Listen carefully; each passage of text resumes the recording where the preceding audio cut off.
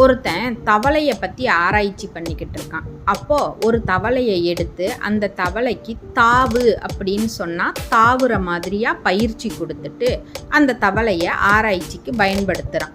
அப்போ முதல்ல அந்த தவளையோட ஒரு காலை வெட்டுறான்.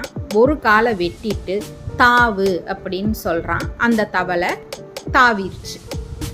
அடுத்து என்ன பண்ணுறான், ரெண்டாவது காலையும் வெட்டுறான்.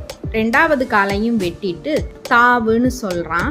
அந்த தவளை கஷ்டப்பட்டு வலியோட தாவிருச்சு. இப்போ மூணாவது காலையும் வெட்டுறான். மூணாவது காலையும் வெட்டிட்டு தாவுன்னு சொல்கிறான்.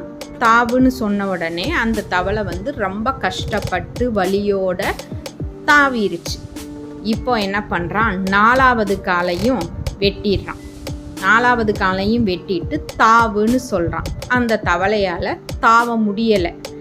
அப்போது இவன் திரும்ப திரும்ப தாவு தாவுன்னு சொல்லிட்டு கத்திக்கிட்டே இருக்கான். ஆனால் அந்த தவளையால் தாவவே முடியலை.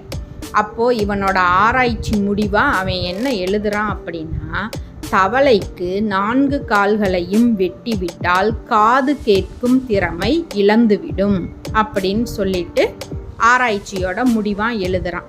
இதே மாதிரி தான் நம்ம வாழ்க்கையிலும் சிலருடைய புரிதல்கள் இருக்குது.